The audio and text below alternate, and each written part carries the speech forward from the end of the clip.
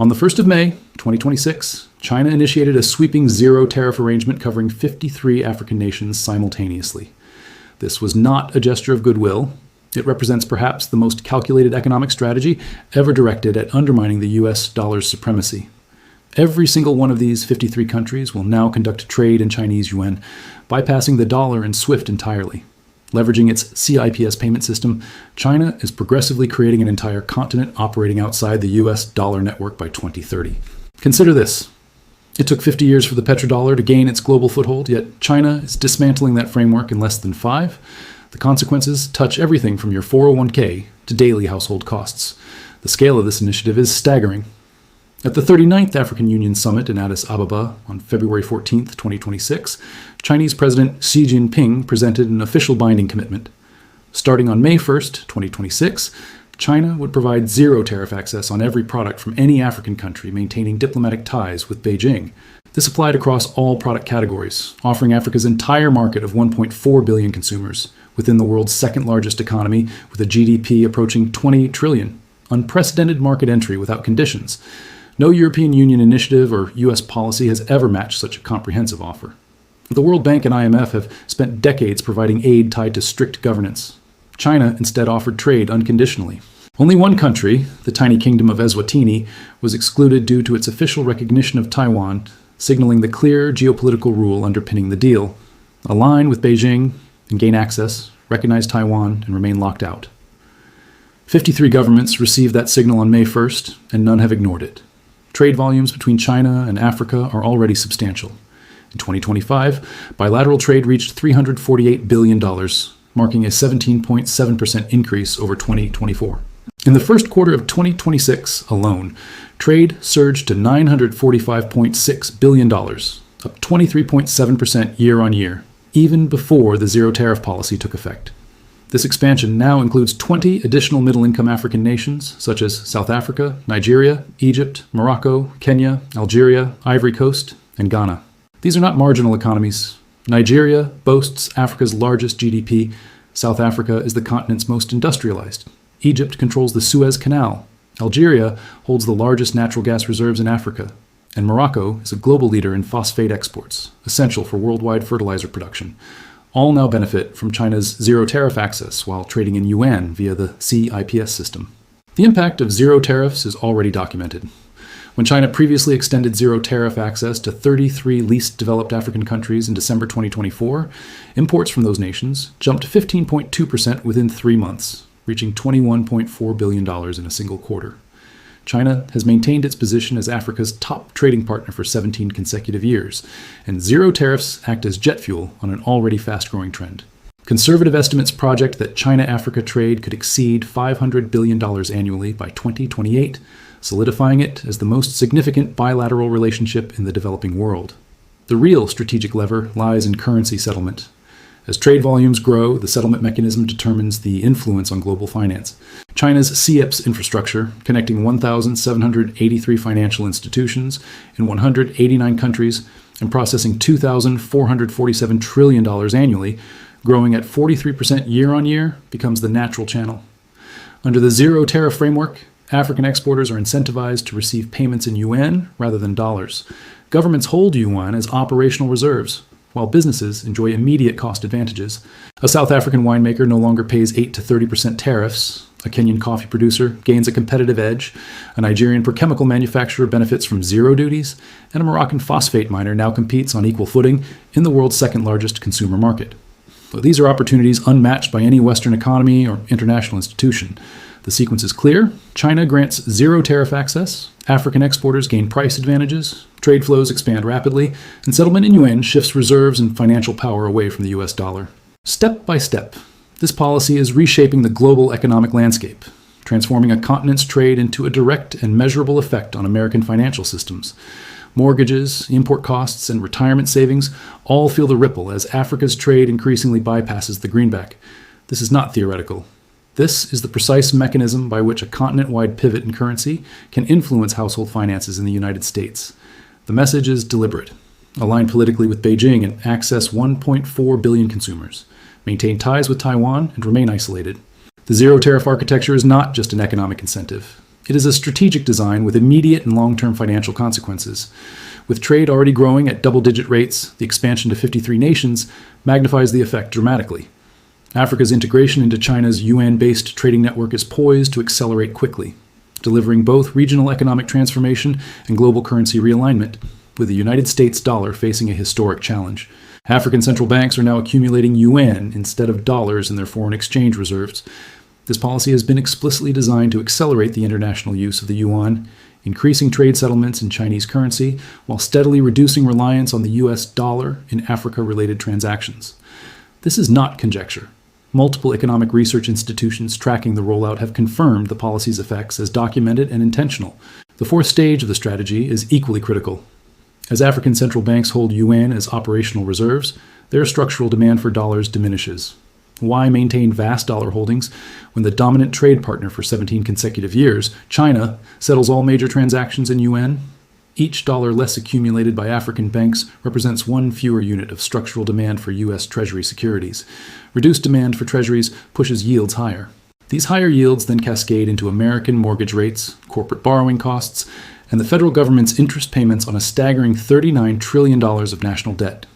Strategically, the stakes could not be higher. Africa possesses 60% of the planet's uncultivated arable land, the single largest untapped agricultural resource on Earth. The continent sits atop 40% of global gold reserves and controls most of the world's cobalt and coltan, critical for electric vehicle batteries and advanced defense technologies. It also holds essential deposits of manganese, chromium, platinum, and phosphates, necessary for clean energy infrastructure, fertilizer production, and next-generation manufacturing. With 1.4 billion residents, Africa is home to the youngest, fastest-growing population on the planet and represents the largest emerging consumer market over the next 50 years. China has now anchored all of this into a preferential trade framework that routes through yuan, settles via CIPS, and methodically diminishes the dollar's role as the global intermediary currency. Beijing framed the initiative with precise strategic language, emphasizing its significance amid rising unilateralism and protectionist policies worldwide. While Washington applied 145% tariffs on Chinese goods and imposed barriers on developing economies, China eliminated tariffs entirely for 53 nations in one move. The contrast is stark, and America constructing trade walls at China dismantling them. This narrative resonates across the global south, reinforced by a legally binding operational trade system that launched just 5 days ago. African Union Commission Chairperson Mahmoud Ali Youf described the move as timely and brotherly support during global uncertainty. His statement reflects a continental perspective. This is not a gift. It is a conscious, fully informed choice to deepen economic engagement with Beijing rather than Washington. The petrodollar framework, created by a single agreement with Saudi Arabia in 1974, anchored 50 years of global structural dollar demand by tying the world's most critical commodity to the U.S. currency. China is executing a structurally similar strategy through a different path, anchoring the world's fastest-growing trading continent, including its minerals, food resources, and population, within the yuan system. This is achieved not through military might or security guarantees, but via zero tariffs, CIPS settlement rails, and a payment network processing $24 trillion annually that already connects 189 countries. The sequence is deliberate. The infrastructure is functional. Trade is in motion. And on May 1st, 2026, the petrodollar's era met a new reality. China's zero tariff initiative for 53 African nations is fully operational. The four-step mechanism transforming this trade arrangement into a U.S. dollar demand challenge is underway. African exporters receive preferential market access. Trade volumes expand rapidly. Settlement moves to yuan through CIPS. African central banks reduce dollar reserve accumulation. Consequently, the structural demand for U.S. treasuries diminishes quarter by quarter, year by year. It is essential to assess the real implications with nuance, beyond what viral financial commentary often omits. Of the $115.6 billion in goods Africa exported to China in 2024, roughly 94.5%, covering commodities like oil, copper, gold, cobalt, and iron ore, already entered duty-free under existing World Trade Organization most favored nation rules. These foundational exports remain untaxed. What the May 1st policy changes is the treatment of processed agricultural goods, light manufacturing, textiles, food products, and chemicals, where tariffs previously ranged from 8% to 30%.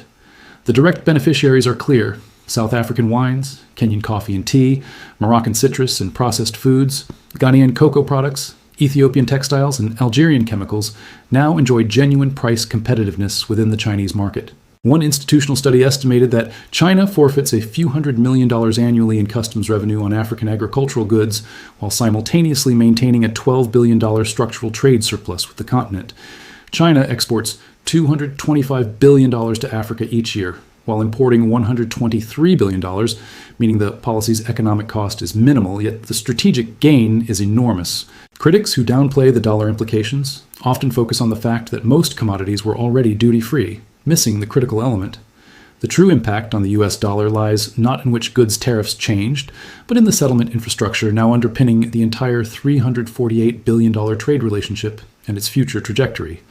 This is the mechanism by which the consequences reach directly into American households, influencing mortgage rates, consumer prices, and broader financial stability. Pan-African banking leader Ecobank, operating across 35 African markets, is actively negotiating with the Bank of China to establish direct local currency to yuan settlement services for its clients by the end of 2026. Ecobank's group CEO Jeremy Awari stated publicly that the institution is exploring opportunities to bypass the dollar entirely and transact directly in Chinese yuan. Ecobank is one of Africa's most systemically significant banks, and its decision to construct direct yuan settlement infrastructure is driven not by geopolitical signaling, but by rising client demand. African businesses sourcing from and selling to China increasingly require yuan-based solutions. Several African nations are already piloting the use of yuan in both reserve holdings and domestic payment systems. Nigeria, South Africa, and Egypt are among the initial adopters. Zambia now permits yuan payments for taxes.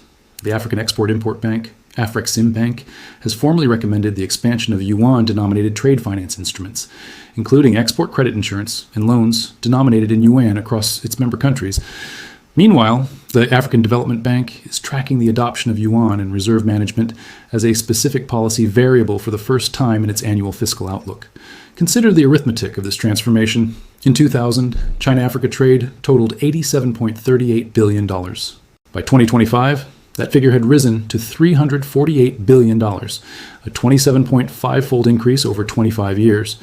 Conservative projections, factoring in the zero tariff acceleration, estimate that bilateral trade could surpass $500 billion annually by 2028.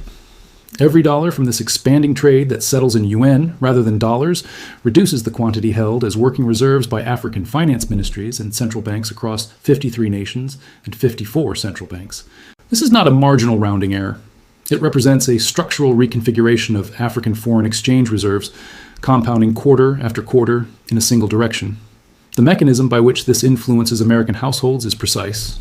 The US dollar's status as a global reserve currency grants the United States what economists call the exorbitant privilege, the ability to borrow at lower interest rates than any other nation because the structural and persistent global demand for dollars supports it. Foreign central banks accumulate dollars as reserves and purchase Treasury securities, creating captive demand that suppresses US borrowing costs.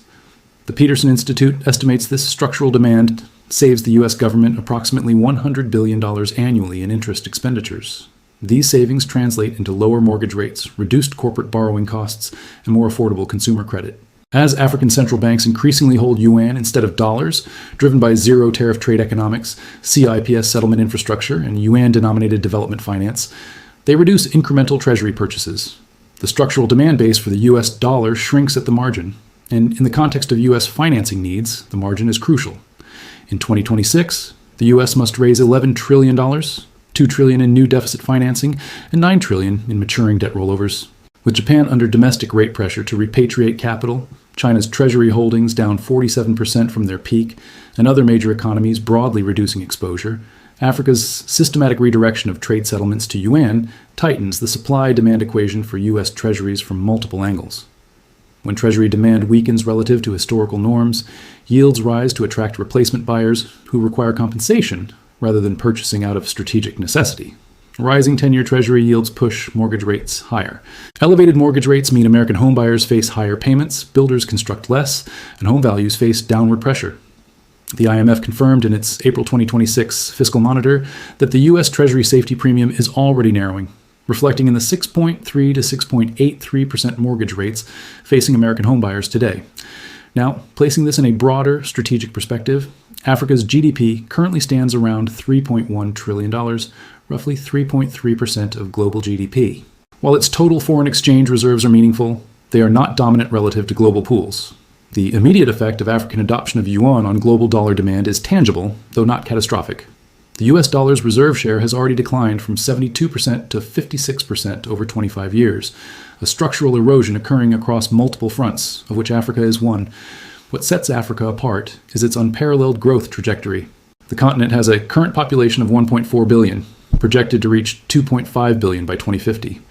It controls critical minerals, cobalt, coltan, manganese, gold, platinum, vital for the global green energy transition, advanced manufacturing, and defense industries. It holds 60% of the world's uncultivated arable land, an essential agricultural resource amid global food security pressures, exacerbated by climate change. Africa sits astride the Indian Ocean trade routes connecting Asian manufacturing to global markets. Within the next 10 to 15 years, Africa will emerge as the most important marginal driver of demand for commodities, manufactured goods, financial services, and reserve currency holdings. China is not merely competing for Africa in 2026. It is strategically securing Africa for 2035 and 2045. The approach is deliberate and non-military: zero tariffs, CIPS payment rails, UN-denominated development financing, and a trade partnership that has expanded 27.5-fold in 25 years, now accelerated structurally on May 1st, 2026. Whereas the petrodollar was established in 1974 through a single commodity agreement with one nation, China is constructing the yuan's replacement across an entire continent, 53 countries, 1.4 billion people, the planet's most critical mineral reserves, and the most consequential long-term demographic trends. The infrastructure launched just 5 days ago. The compound effect of this decision will unfold for decades. This is a moment every American should recognize. The impact of China's Africa strategy will reach mortgage rates before the broader public fully comprehends it. Awareness of which of the 53 countries are participating is limited, and that gap in understanding underscores why China is advancing while American attention remains elsewhere. Thanks for watching. See you in the next one.